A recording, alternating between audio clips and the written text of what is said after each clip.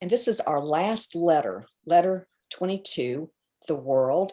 And then Alice, if you will give us our summary. Thank you. So here we are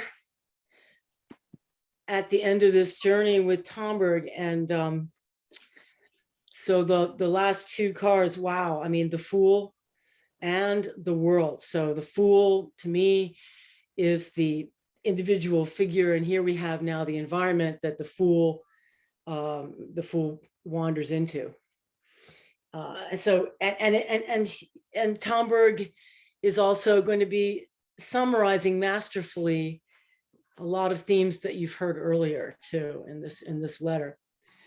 So I'm very excited that we are at the end of the meditations in the Tarot, at least this first time through. So I talked with Charlotte a little bit, and she might chime in here and there. She's listening. So it's nice to have Charlotte Cowell here. So this letter, 22, is depiction of the world. I'll just describe it. There's a woman naked and dancing, surrounded by a garland.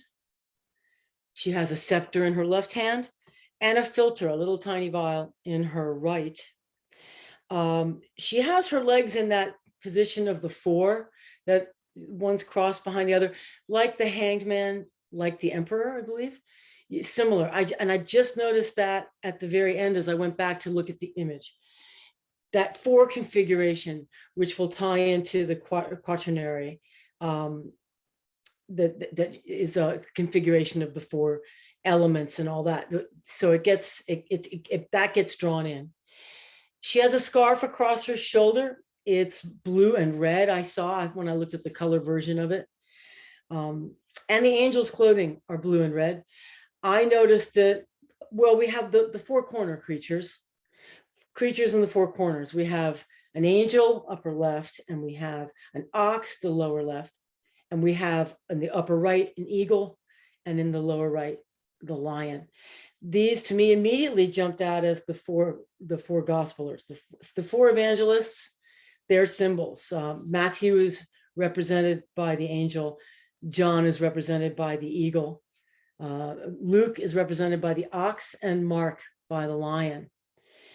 This also will tie in the elements of the Sphinx. He will bring that in later.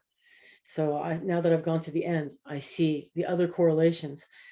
Now, all four of these figures, one thing I noticed about them is that they all four have wings. They all have wings, which to me symbolizes their sacred nature, or their nature both above and below. But I noticed that only three of them have halos around them. The ox does not have a halo. That probably is insignificant. It looked like the artist maybe just forgot to dash off the nimbus on this one. I don't know, but I just make a note of that. Now, the first impressions are, and also, there's other things. There's, the two top figures are kind of resting on these sort of pillows of color. They're red and gold. And she's standing on this little piece of terra firma that is like gold and red. And I don't really understand that either, or if that has any meaning, but it's not brought up by Tomberg. So at any rate, the first impressions from Tomberg are of a woman dancing, a flowing, and the flowering of the world and the four elements. So this is what he calls the world depicted as a work of art. And indeed, there she is. She's framed by a garland, so it looks like a work of art. And then he will go into what are called the two spheres, the sphere of the Holy Spirit and the sphere of the false Holy Spirit. And as with many of the cards, there is the teaching and then the underlying warning. So this is no different. This card is no different. It has the teaching and the warning.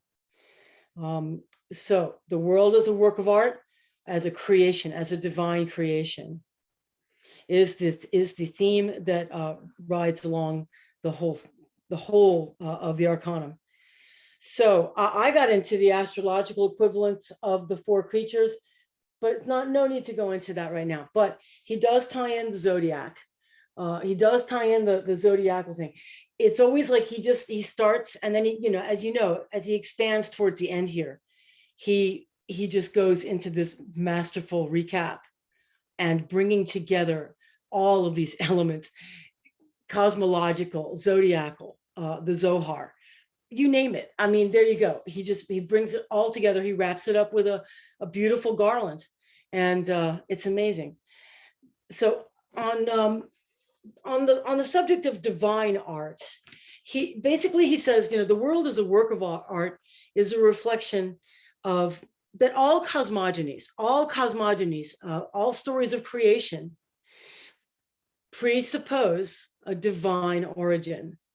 And they also presuppose that there is an arising out of a chaotic state into a cosmic state, that there's a divine plan. It's intelligible. It's by design, and it rises out of chaos. So, and then he goes into anyway, I don't get ahead of myself. On page 626, if you're following along with me, I will read a couple of these passages. So he talks about the world as a work of art. This idea is portrayed in a most impressive way by Edward Carpenter in his work, The World as a Work of Art. This is tantamount to the thesis that the world is fundamentally neither a mechanism, nor an organism, nor even a social community, neither a school on a grand scale, nor a pedagogical institution for living beings, but rather a work of divine art. At one and the same time, a choreographic, musical, poetic, dramatic work of painting, sculpture, and architecture. It's just wonderful. Wonderful. And so then he goes into the ideas of, where the ideas of the creative act come from, Genesis, creation. He also touches on Platonic philosophy, as he often does. He touches on Plato, where Plato talks about the invisible world. We know about the ideals, we know about the archetypes. And here is their realization in the visible world. There's an important concept about man then. Man as the archetype of the evolutionary history of species and the center of living nature. This is very important, and this is central to the Hermetic philosophy. I remember this hit me like a thunderclap when I first read this book. The central importance of man, capital M, man. And to me, this is also a central tenet of Christianity. It's very important. We are the center of this divine creation. We are at the most important central position of it. We are not on the periphery of the cosmos. We are not over here observing, life being unfolding as little cosmic dust bits. We are not. That is not what we are. And so the last time that this was in the science textbooks, it was Ptolemy, is that how it's pronounced? Ptolemy, where the earth is the center of the universe and everything revolves around the earth. And in an existential sense, that is absolutely true. Yeah, I mean, you can talk about going into space, you can talk about the cosmos at large, but for mankind, it revolves around him and it revolves around the earth. So having said that, I remember being struck by the idea that all of nature is a reflection of man. Man is the single theme of creation, of which all beings of nature are partial imprints. So that actually man disintegrated is reflected in nature. And later on, he ties this into the image and likeness, which is the exalted state of man, which is where the four creatures all, and not to get ahead of myself, but where the exalted state of man integrated in the world, is a magnificent thing with many magnificent names. So we'll get there. But the pre-existing ideal of man, manifesting as individual men, all human beings partake of man. And so, for example, I mean, if you start thinking about this, that nature is a mirror of man in his parts, in imprints of man. For example, the snake is akin to our spine. Okay, fingernails are like snails. The tomato fruit is like the human lung in formation. Just to give a couple of examples of that, because that really can spark your imagination. It's what I loved about this is that it really sparked my imagination. I really started thinking about these things. So on page 627, so I'll just quote here. So, thus, each time we are in the state of experiencing the idea of inform, we are like the child within nature. Goethe was such a child. If therefore, as I have tried to show all along, man is the archetype of the evolutionary history of species and the center of living nature, if the animal kingdom, as the ancients already knew, is man disintegrated, which we can now take in a realistic sense, then we have a solid basis for all totemism and animal cults that is well founded from the standpoint of natural science. In other words, so then he goes on to talk about, Teilhard de Chardin and Edgar Dacqué, and he sees the world with its animal, plant, and mineral kingdoms as variations of a single theme, i.e. man, who is the archetype of nature and evolution. Man is therefore the seal spoken of by Plotinus, and the beings of nature are partial imprints of him. Is not the world in evolution, following Dacqué, a work of art and creation where the idea of man, becomes reality? So it's so stunning. So from there, we move on. Tomberg goes into discussion about materialistic faith as opposed to materialistic method. Goes into the study of an analysis of genius as a more inward form of operation of sacred art and sacred magic. The genius is bringing forth into manifestation the sacred nature of art, and the sacred nature of magic are what he conjures. So it must be, to summarize, it must be admitted that everyone who believes that the invisible becomes visible in the creation and evolution of the world also believes that the creative act, where the idea is transformed into the objective reality of art and magic, is analogous to what takes place in the formation and transformation of the world. He cannot think otherwise if he is not a materialist, i.e., if he does not bring his thinking to a halt already in the vestibule of the edifice of the intelligible. I love that. That's a great line. If he does not bring his thinking to a halt. With respect to sacred magic, the relationship between sacred art and sacred magic amounts to that between the beautiful and the good. So then he goes into this very important distinction, and into the relationship between colors and the warmth of the same light. The beautiful is the good, which makes itself loved, and the good is the beautiful, which heals and vivifies. But the good, from which the beautiful is lost from sight, hardens into principles and laws. It becomes pure duty. The beautiful, which is detached from the good and loses it from sight, becomes softened to pure enjoyment, stripped of obligation and responsibility. The hardening of the good into a moral code and the softening of the beautiful to pure pleasure is the result of the separation of the good and the beautiful be it morally, in religion, or in art. It is thus that a legalistic moralism and a pure asceticism of little depth has come into existence. That really bears some thought. It's beautifully put. It's beautifully, beautifully put there. So, so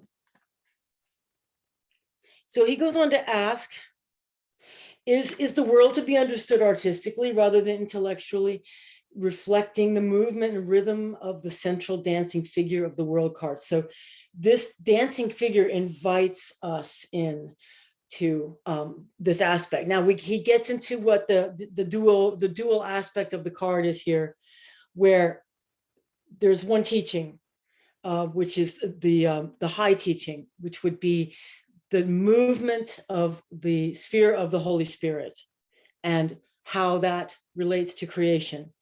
And then the warning side, he labels as folly. And folly, like the fool who is love, this is where the warning comes in, folly. He wants to steer between the teachings soberly. We need to not reject. We can't reject intoxication and being carried away by folly, but that between profound beauty of the world and there's a danger in the beauty of the world. So there's the profound beauty of the world and there's a danger in the beauty of the world. How could it be otherwise? How could the human condition be otherwise? And that is part of the difficulty of threading our way through the world. So he goes on to talk about human art and art. So there's cosmic, divine, creative art. And then there's a sphere of what he calls the mirages, the cosmic art of mirages, the spirit of mirage. And he calls this the false Holy Spirit. And that it was described as a belt of lies. And that to travel through the belt of lies is the journey of the soul. The soul needs to make its way through hazardous journey. I'm recalled of the journeys of Odysseus, where I think of folly as being like the sirens who call from this island to the sailors, and they have to get tied to the mast to resist jumping overboard and flying, going to the sirens, because the sirens offer, what do they offer? Pleasure. They offer pleasure, but without any work. All you have to do is get in the water and swim to them and swim away and you're done. So that was the story that came to me when I thought about this. He goes back to the vows of chastity, poverty, and obedience, that the only way for the initiate to move forward is to have the armor of chastity, poverty, and obedience about them always. That is the way to pursue truth, and to pursue truth over enjoyment, over joy. So he talks about, and I forgot to talk about joy. Joy is huge. There's joy, and then there's the elan of intoxication. So again, they're both pleasurable, but it's how you get to them.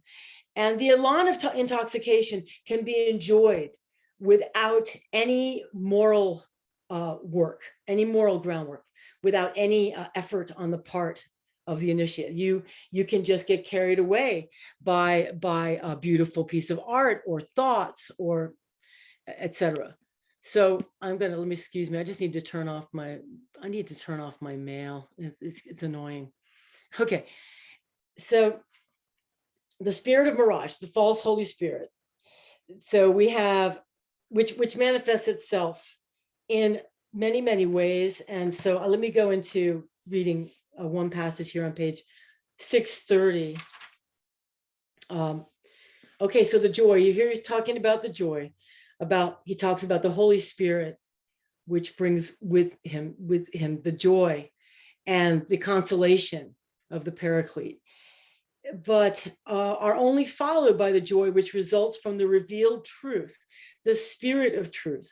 We sing about the spirit of truth all the time and the paraclete.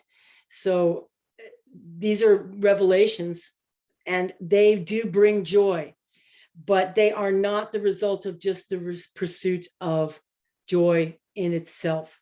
So the joy which results from truth and the belief which results from joy. Here is the key which opens the door to understanding the Arcanum of the world as a work of art.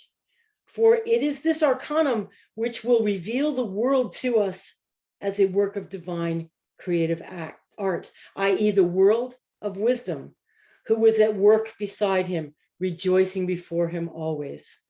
And is this Arcanum again, which will reveal the world to us as a work of art, of deceptive mirage, i.e. the world of Maya, the great illusion, who plays her game unceasingly. Or in other words, on the one hand, the world which reveals God by manifesting him, and on the other hand, the world which hides him by covering him. So I had the Greek word theia and aletheia. Aletheia means unconcealedness. It means uncovering. It means taking off the veil. Joy is therefore the state of harmony of inner rhythm with outer rhythm, of rhythm below from that above, and lastly, of the rhythm of created being with divine rhythm. And in the rhythm, he doesn't bring up that idea of respiration, which we've seen so often, that divine up and down respiration. The colors blue and red to me represent the circulatory system. Going back to the image, she has a scarf on her shoulder.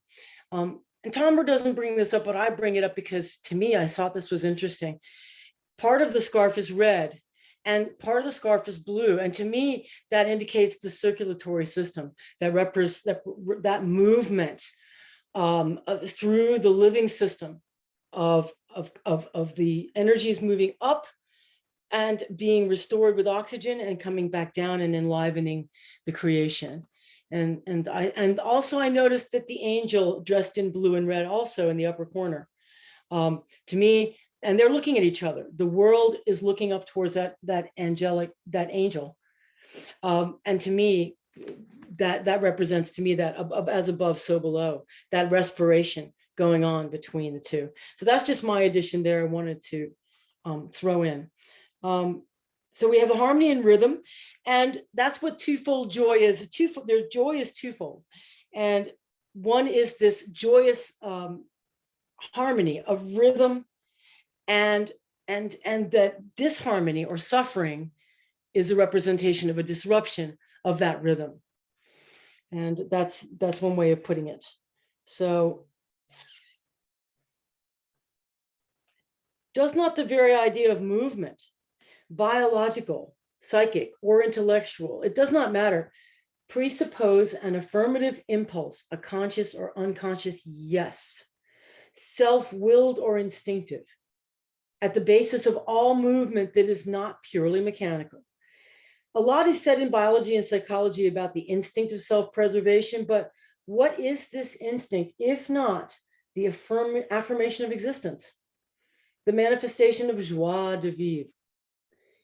If this were not so, universal weariness and disgust would have long ago put an end to all life. So I love that, because that's just a fundamental faith that we have in joie de vivre, in joie de vivre, joy of life. And so let me jump ahead now, because we got to move on. I gotta pick up the pace as usual. Does anybody have any questions so far? You guys, are we okay? So then he goes into, life is in essence joy. The primordial state of life, and in the Garden of Eden is the Garden of Delights. It was joy. The primordial state was a state of joy. And suffering was only added into joy after the fall. This is Tomberg's assertion. And that the joie de vivre, the fundamental yes to life, is what counters the roots of depression and despair. he talks about dissatisfaction as being at the root of not dissatisfaction with life, but usually dissatisfaction with the direction that life is going. The person who is suicidal is feeling a wanting. They're wanting. They want to restore the hope of life, the direction of life, their ideals, their desires, and their loves. And that having those be in a state of disharmony or suffering is what causes one to be suicidal, not life itself, not the desire to escape life itself. That's interesting. So when you're in joy, you're in accordance with the rhythms. He, of course, has to name this figure in the center as wisdom, Sophia, and Chokmah. So Chokmah, or wisdom. So the quote again it's just so beautiful. So he talks about the sources of joy being deeper than those of suffering. I love that. They still spring from the river which flowed out of Eden to water the garden, Genesis. Joy is more ancient than suffering, and the world of joy preceded the world of suffering. So paradise was before the world of the struggle for existence and the survival of the fittest. Just as life precedes death, so does joy precede suffering. This is why King Solomon in the book of Proverbs speaks of joyous wisdom, a theme which was taken up 28 centuries later by Nietzsche, who advanced the thesis of joyous science, contrasted to the spirit of heaviness, the gravity of the science of his day and our day. So wisdom says of herself, and of course, this is just one of the most beautiful passages in the Bible, in my opinion. Before his works of old, I was set up from everlasting, from the beginning, or ever the earth was. When he established the heavens, I was there. When he drew a circle on the face of the deep, when he made firm the skies above, when he established the fountains of the deep, when he assigned to the sea its limits so that the waters might not transgress his command, when he marked out the foundations of the earth, then I was at work beside him, and I was daily his delight, rejoicing before him always, rejoicing in his inhabited world and delighting in the sons of men. Is that not just so beautiful? I mean, it's just, that always brings me great joy to read that. So then let's move on. So he talks about folly. Now he goes into the warning part of this. Folly, as opposed to this lovely dancing woman, is a noisy woman, wanton and without shame. So this gets into the joy of intoxication. So there's wisdom, and then there's the joy of intoxication over here, always a mirage, kind of always beckoning us and always distracting us. So that becomes a very important factor as one goes along the path, as the fool makes his way along the path.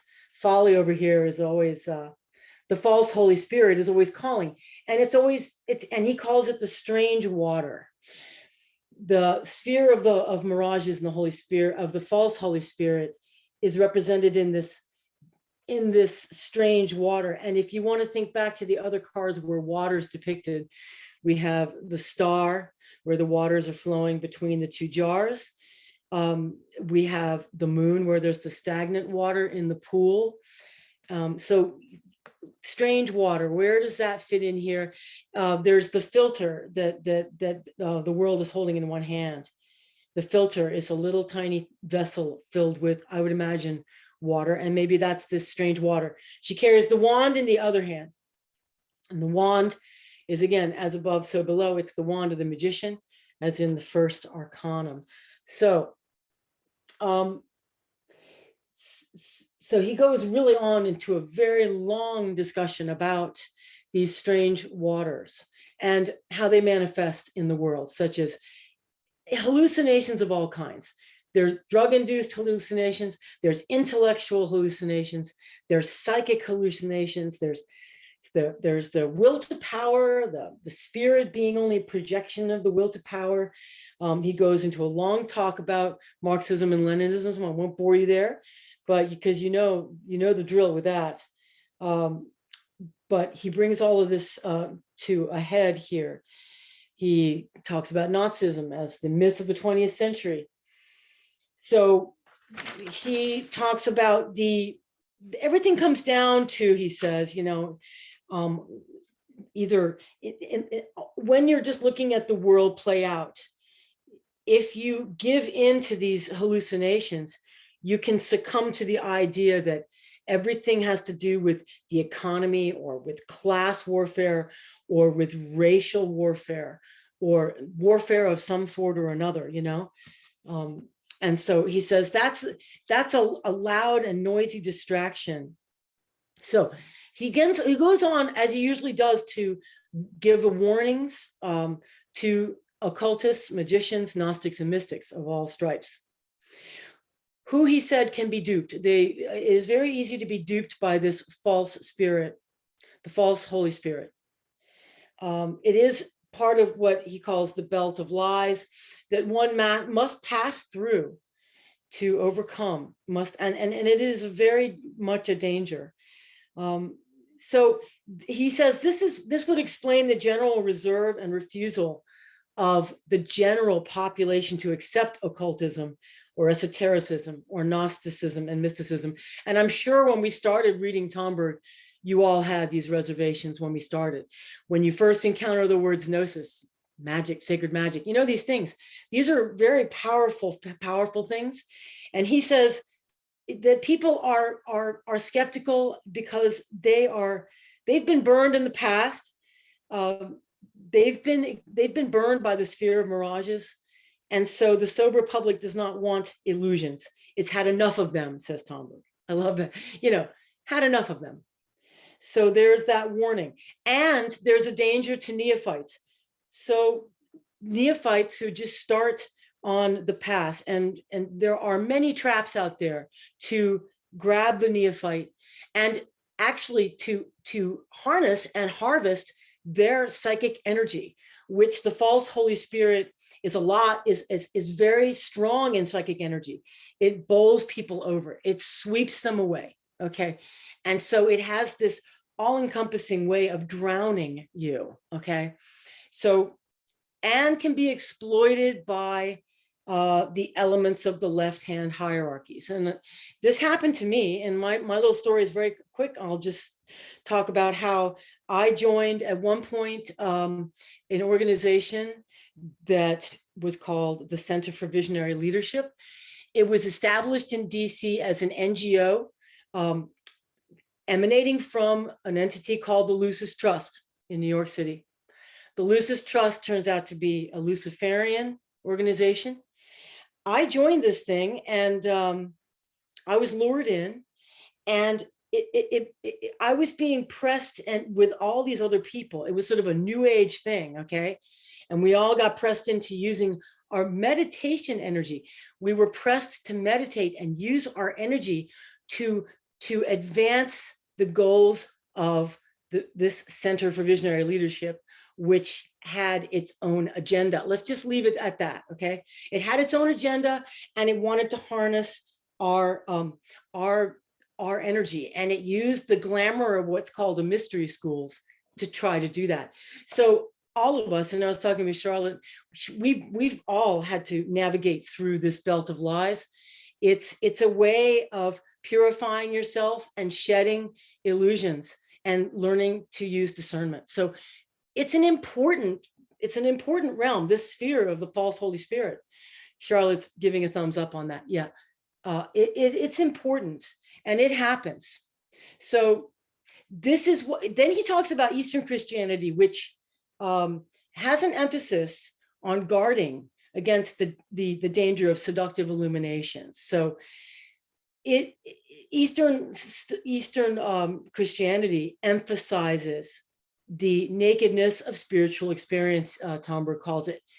Asceticism, stripped of all form, all color, all sound, and all intellectuality. I'm reminded again of the Cistercian monastics, whose monasteries are very severe. There's no, in their windows, they don't have colored glass. They don't have beautiful imagery in their windows. They use etched glass. They would just etch and frost the glass with patterns. This was to not allow the devil to come in and tempt the disciple away from his naked position, while they're vulnerable. Actually, you're very vulnerable when you're in that position of purification. But when you stay with the 3 vows, you are on a safer path. As he says, if you have the cross always before you, that is the mantra.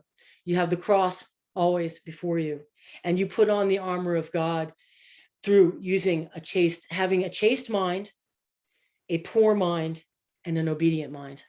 So the chaste mind is a sober mind, and it is a dispassionate mind. I call it the 3 Ds: dispassion, discipline, and discernment. The poor mind seeks only essentials to life and does not seek the superfluous. That is the essence of discipline. That is the poor mind, poverty at work. The 3rd principle is the obedient mind, which is having an awake sense of obedience to discern the voice of truth. And this is awakening the spiritual hearing of the will. This is fine discernment. And it awakens a moral clairaudience of the will, so that you are not going to hear, and you are going to be beyond the voices of the false Holy Spirit, and you will not be led astray by them, by those voices. Okay. But that tends to be the still small voice, does it not? It tends to be the quiet voice, which is why the practices of deep meditation are important, because only when you get into that still space, like Elijah sitting in the cave, the earthquake, the roaring sea, all of those gigantic phenomena, that's the beauty of that story, because it's trying to describe this experience of the nakedness of stripping down to the nakedness of spiritual experience, to listen to the still small voice. So he goes on to discuss, this is the essence of the disciple, is to be prudent and to be silent. And he goes on to talk about directed imagination, exact imagination. The example being Goethe. Goethe was always appealing to the conscience of the artist, the essence of sacred art. He quotes Titus Burckhardt in here, and I want to read that because Titus Burckhardt is wonderful, by the way. He's one of my very favorites of the traditionalists. I highly recommend, if you ever, I can't think of the name of a book offhand right now, but he's an amazing thinker.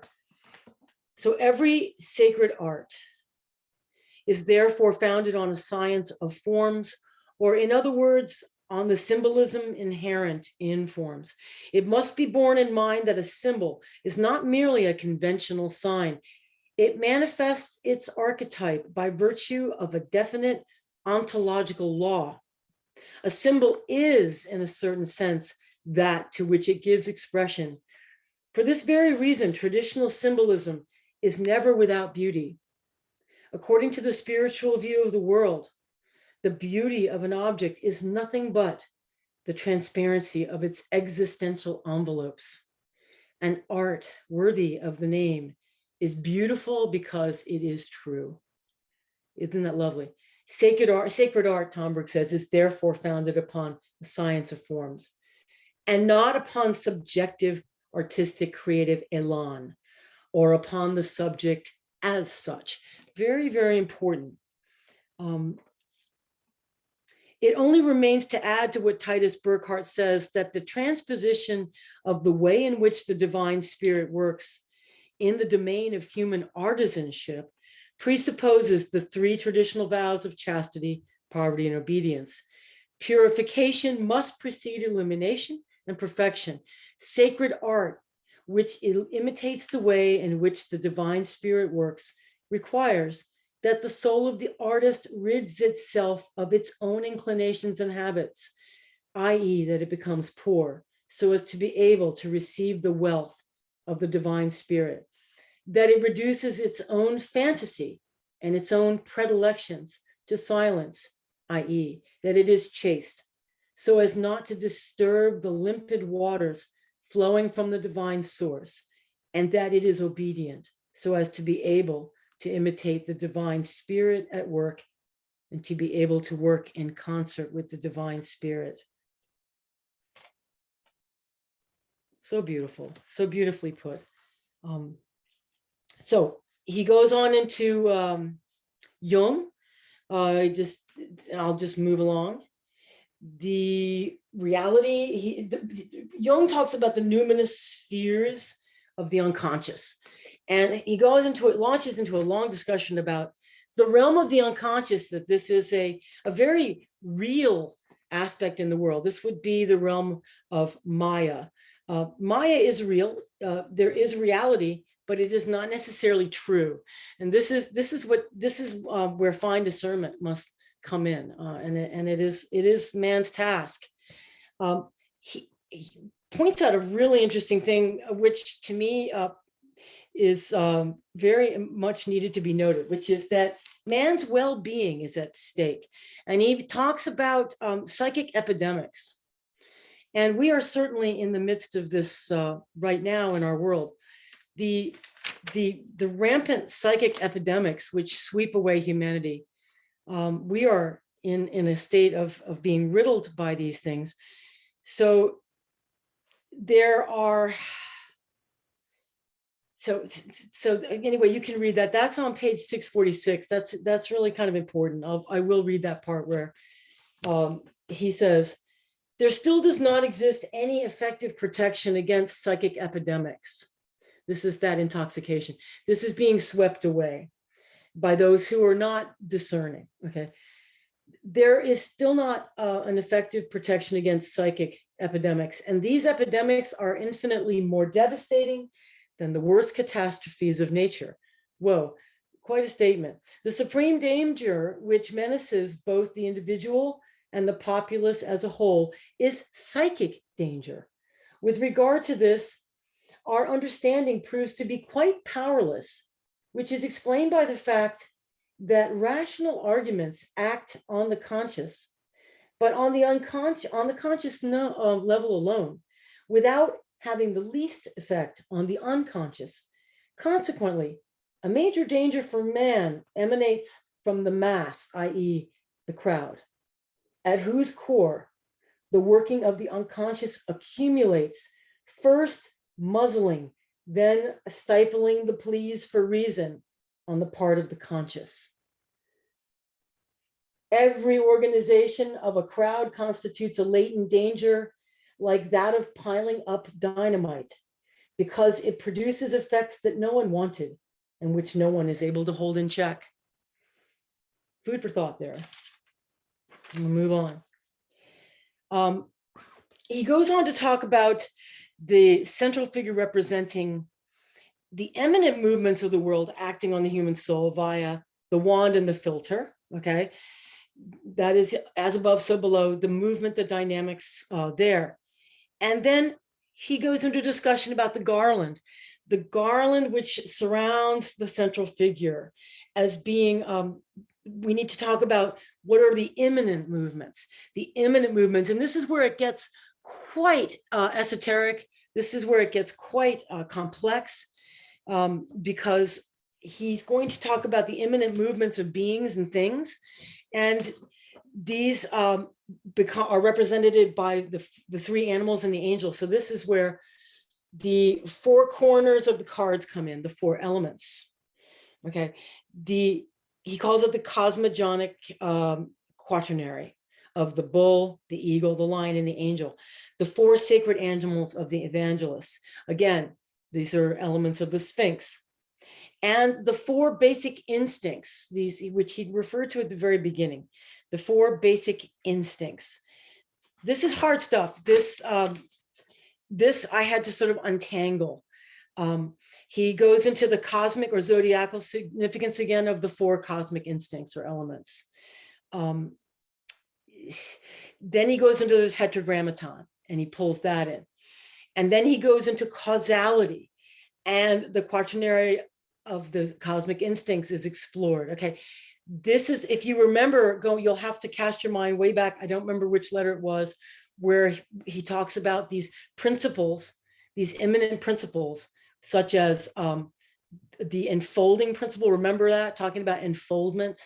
How, anyway, this is where it gets into the metaphysical principles, and it's difficult. So the quaternary, are the four elements of the quaternary are impulsion, reaction, transformability, and foldability. And I will try to just, unpack those just a little bit. This is in all levels of existence, by the way: intellectual, psychic, biological, organic, inorganic, macrocosm, and microcosm. These principles apply. The quaternary of the cosmic instincts, which is, and it corresponds to the four elements, and the quintessence is the ether from which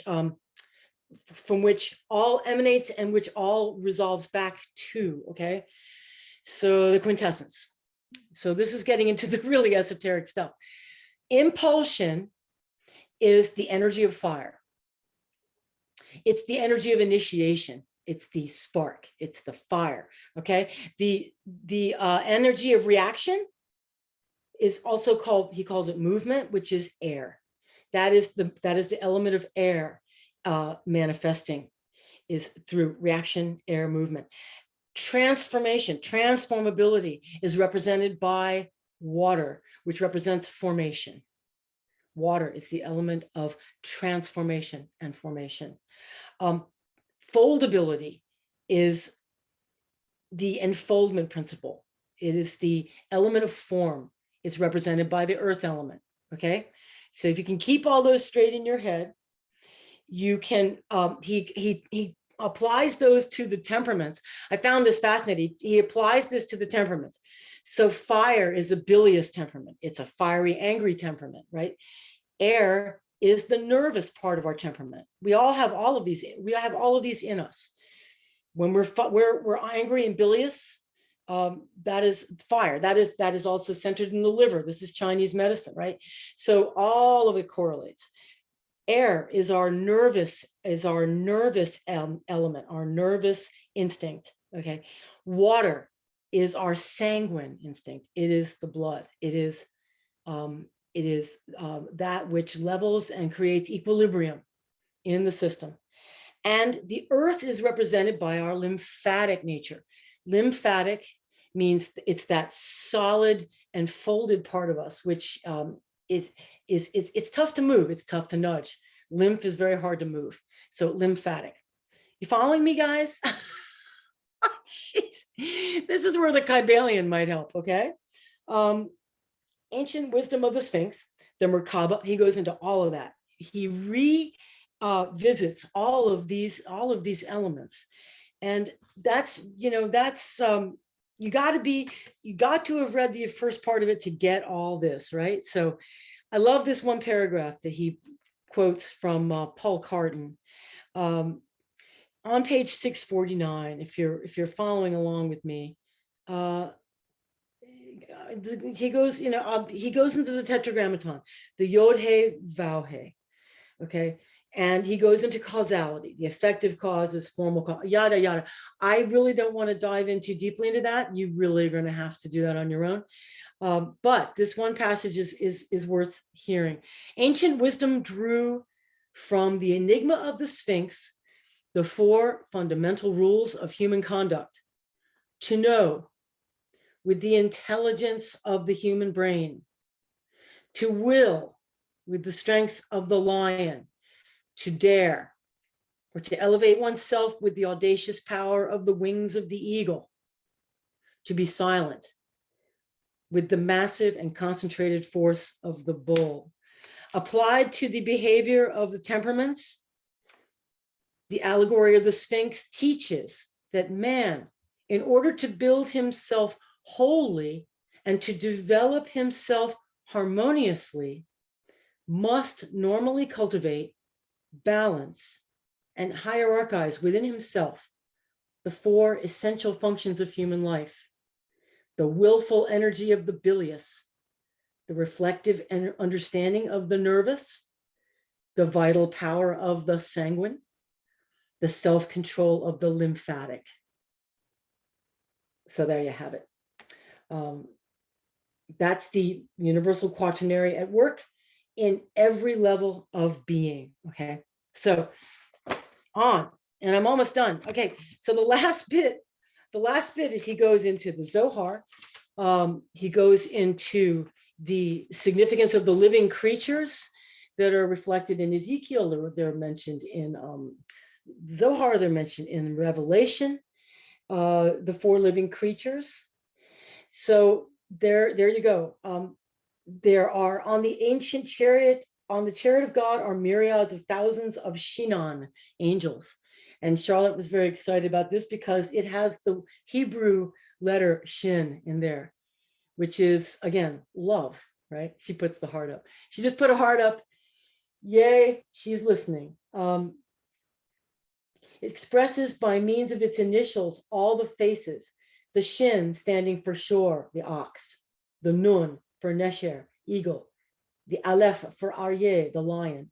And the final Nun representing its shape, man, who walks erect and who mystically combines male and female. A mouthful. Okay, so he then goes on to unpack the garland a little bit more. He talks about the 3 colors of the garland, that it's blue, yellow, and red. I didn't find that to be the case. It looks like in the image it's just blue, but let's assume for the sake of argument he is 3 colors are discerned. The 3 colors are, these are the gunas. Okay, he goes into the gunas, and this was very interesting for me because I've always puzzled between the gunas and the elements. What's the relationship between the tertiary, the 3 gunas and the 4 elements? And he goes into that, and it's just fascinating stuff. So I will just sum that up, which is the 3 gunas are tamas, rajas, and sattva. Okay, tamas would be, okay, I'm just going to give you the solidity of a stone is tamas. Okay. Rajas is fiery initial energy, initiatory energy. It's movement, it's activity. And sattva is mutable energy. It's the energy of sanguinity. It is the energy of neutrality. So there's activity, and there's fixedness, and then there's mutability. There's neutrality. So activity, passivity, and neutrality. Got it? So these are, again, metaphysical principles that are throughout everything. So in the passive state, there's latency. This is represented by the color blue, he says. That's tamas, that's tamasic energy. It's the energy that is in all form. It's locked there. Activity is the red color. Red color is activity, it's rajas. It represents deployment. It's that movement. And neutrality is represented by the color yellow, which is sattvic energy, sattva, which represents harmony or equilibrium. Okay, these get plugged into the 4 elements, and I won't go there. It's just too much for us in the purview of this session right now. But Charlotte points out it's important. This is again back to the Philosopher's Stone, where you must divide you must divide your stone into 4 elements and rejoin them as one, and you will have the whole magisterium. Okay, the quintessence, right? The quintessence, that secret of the Sphinx is in that dividing and then recombining, but recombining with knowledge. And then you bring all of the 4 creatures, and you bring all of the elements of man disintegrated, the idea of disintegrated man. This is redemption, this is salvation. There's the unfoldment of the universe, and then there's the refoldment of the universe, refolding in salvation into a glorious element, the glorious element of man at the height, at the top of the hierarchy, represented by Michael. And he mentions Michael. He calls the angel in the upper left Michael, and Michael meaning like unto God. So we get back to the likeness and image, the image and likeness, and that man restored to the likeness and image of God, all the creatures, all the living creatures look to Michael, and Michael looks north to God. And that's where I'm going to stop.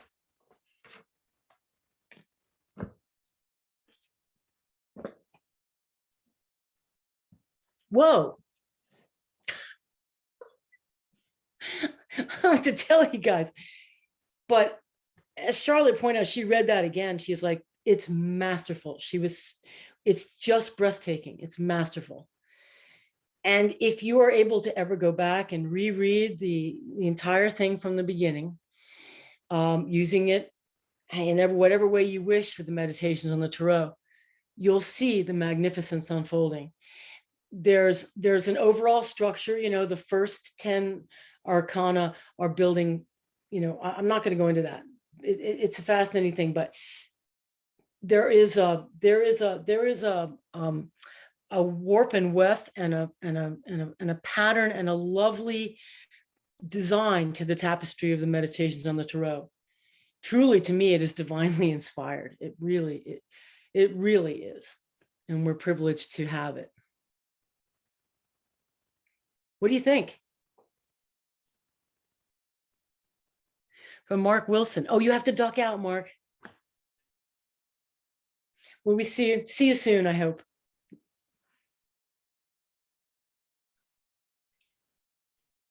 All right, guys.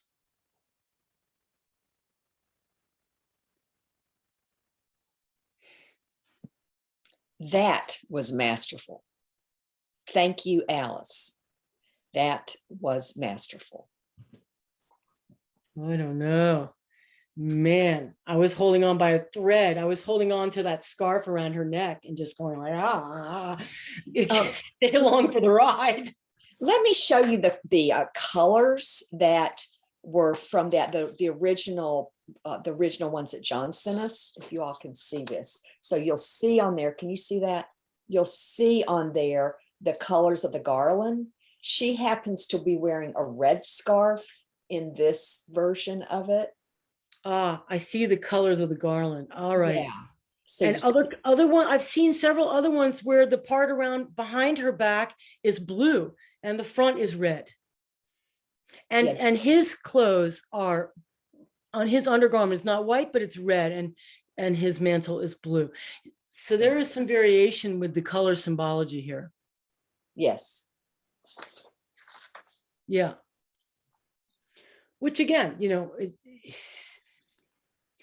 we can't exhaust this symbol. It can speak to us in many, many ways. What do you think, John?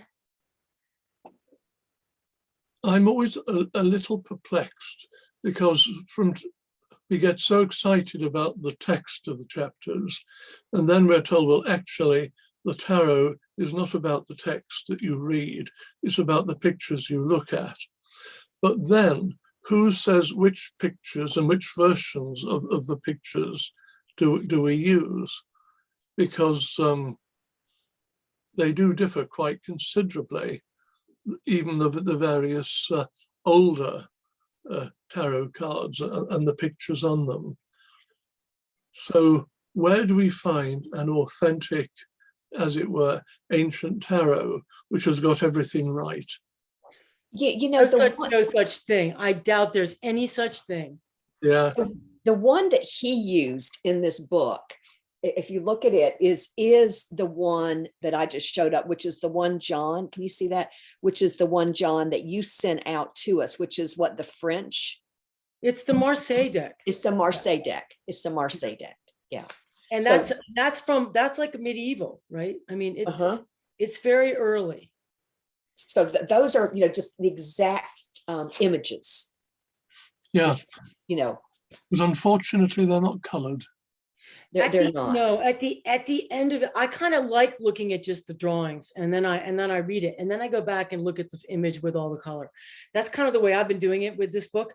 But I forgot to mention that he goes on to talk about the minor arcana, how the major arcana is a doorway to the minor arcana, which he leaves to his unknown friends to decipher on their own. And Charlotte, yes, this is a huge piece of work. And he talks about that the minor arcana being, and of course, the Russian thinkers that Charlotte's been, Rodnikova and Shmakov, they go into the minor arcana. They go deeply into it. That is a vast subject. What I'll say, I mean, that the major arcana are just like the elementary school basics to unwrap the minor arcana, which is the unfolding of all of these principles in, I guess I would say, in more specific manifestations. But my experience, I just want to talk about my experience with the tarot, which is I used the Aquarian deck. Okay. There are many decks. Now, the one thing that stays consistent is that there is pentacles, cups, wands, and swords. To me, that's very important. And that is in the playing deck that we have. We have hearts, which is cups. We have spades, which is swords. We have diamonds, which is coin, which is pentacles. And what's the fourth one? I'm forgetting. Oh, clubs, which is wands. Clubs are a flowering stick. So they are in our cards that we play like poker with. Think about that. We're just playing with these symbols. And do we ever think about them? It's amazing. It's amazing. So my experience with the tarot is I did a lot of divination with it. I used to use it. I used it as really the deck, just the pictures. And I used the minor arcana. I just would do spreads. I used to do a Celtic cross. That's the most popular spread.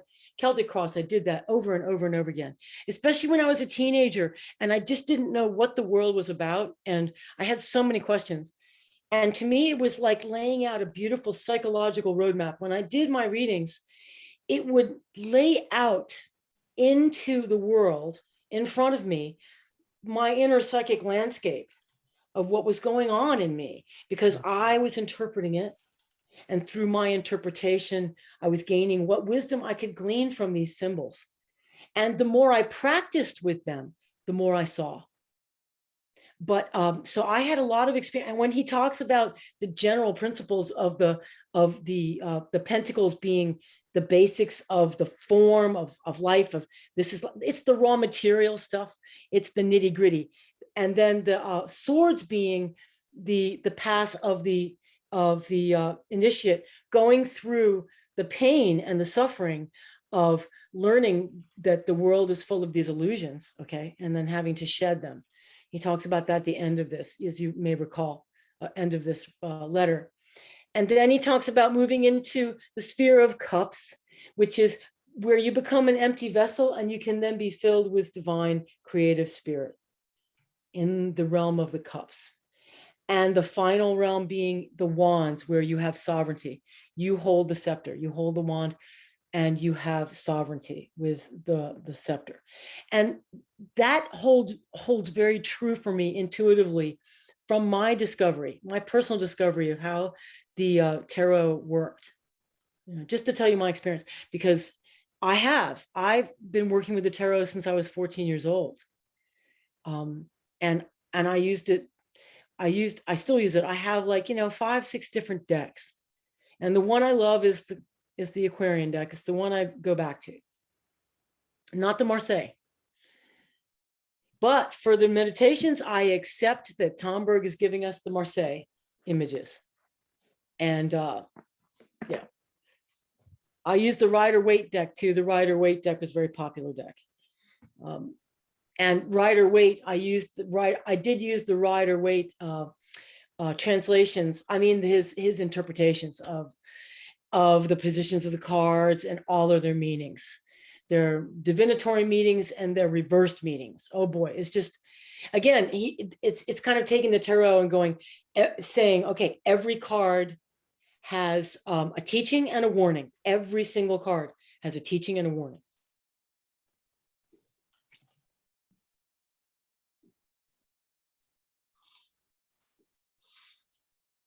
I couldn't help feeling that throughout the whole of this particular letter, there was one theme that it was revolving round.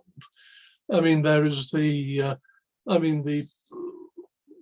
lady in the middle is holding in one hand the scepter of the Holy Spirit, where, you know, heaven and earth are being brought into relationship with each other, and it is the power of God and the presence of God. And that is the challenge, as it were, and the promise. And in her other hand, there is this phial or filter, whatever, you know, he called it, which, yes, it is full of authentic joy, but it seems to be authentic joy in which the presence of God and anything to do with God is forgotten. And this becomes poisonous. And it just made me think of, you know, drug dependence. It starts off with being one nice thing among other nice things, and it ends up being something you desperately need just to survive, and not very happily at that. And this seemed to be a theme that I wasn't able to drop for the whole of that chapter. But I loved what he was saying about this dancing woman and the joy of creation. And if we leave out the joy, we are going to be in just as much shit as if we simply kept the filter of joy, forgot about everything else, and found we were just on a trip to nothing.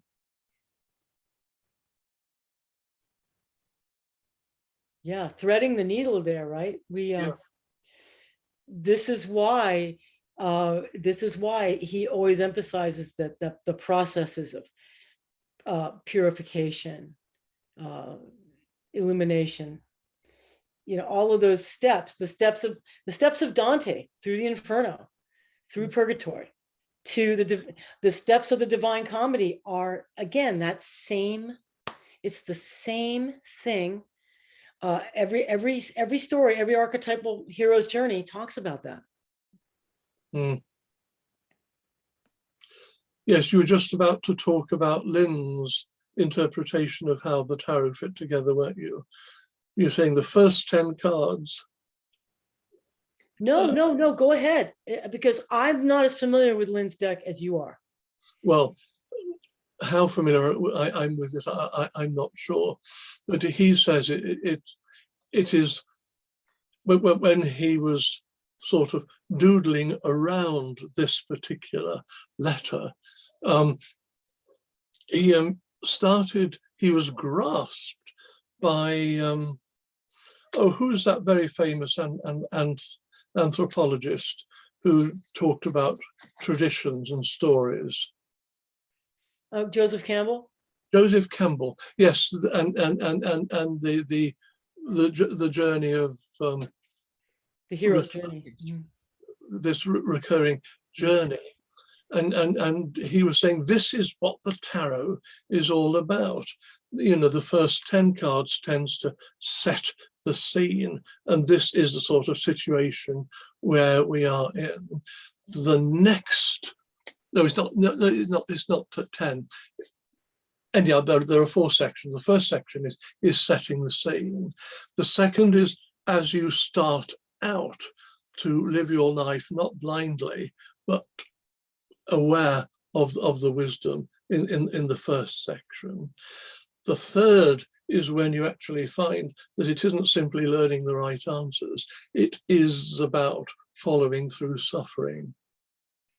And then finally, you get into, yes, there is suffering, but there is also this new life, you know, climaxing in the cards we have just been, you know, looking at recently.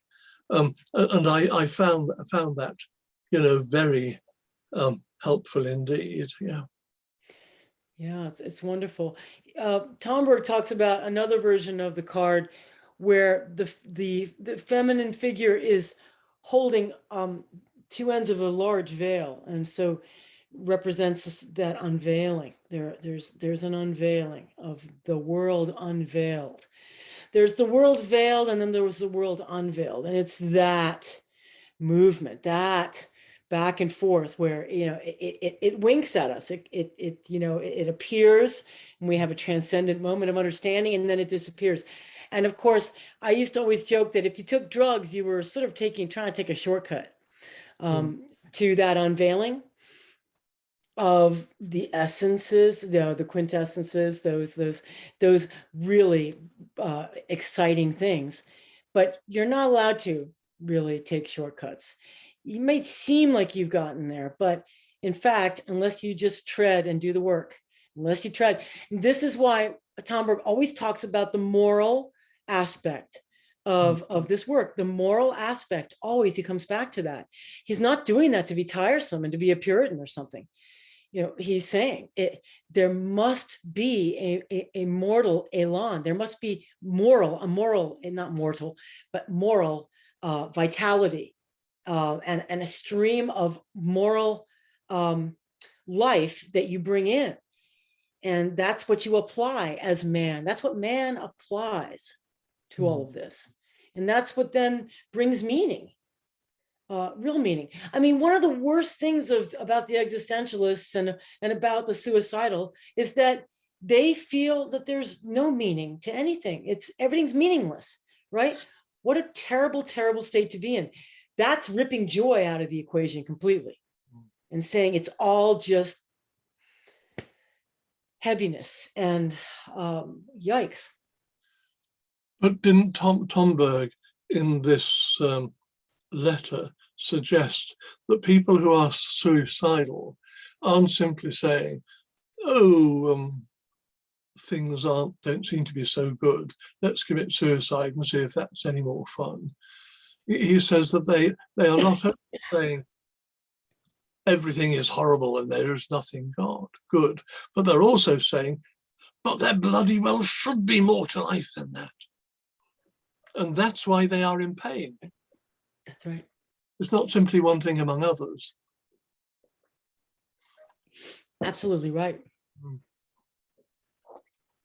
That there's a fundamental right. It's like the right to life. The fundamental right to life, to me, is how to set one's direction in life, how to set one's own direction, to be able to have hopes, ideals, dreams, loves, all of those things.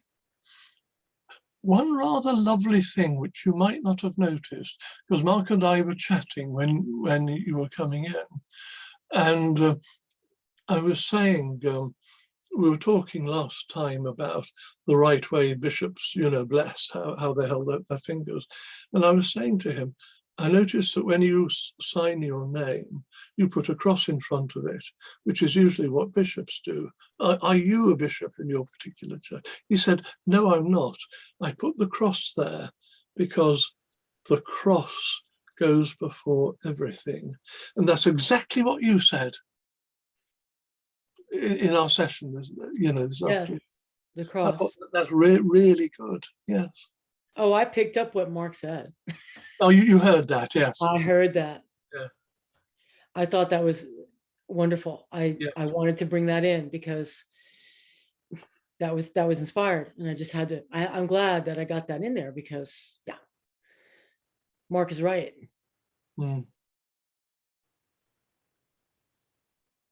So should we end the recording to make it so it's manageable? Otherwise, wow.